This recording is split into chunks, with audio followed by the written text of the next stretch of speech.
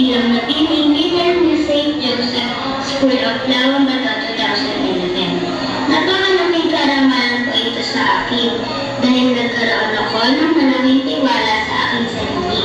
Nagkaroon ako ng pag-asa para sa isang magandang kinabukasan. Nagkaroon ako ng maraming kaibigan at kakilala. Ganoon pa lang pakiramdam, sobrang saya. Dahil dito, nais kong pasalamatan ang pamunuan ng St. Joseph School Laon.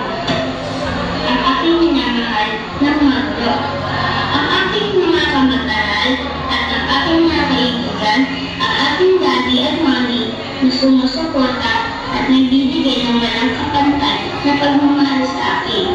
At kailan din ang aking pinakamamahal na lolo at lola na lagi sumusubaybay sa aking paglaki.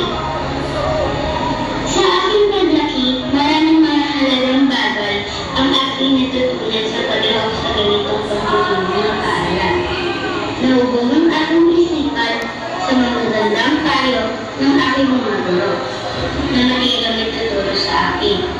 Dalangin ko kay Lord, patuloy ang munad, biyayaan at gabayan ang paaralang ito upang patuloy na mabuo ang mga kabataan sa kagandahang asa. Sinigagayan kong isali ang parangalan sa nagiramayang nito ni St. Joseph School of Laon Bato. Binabati kita.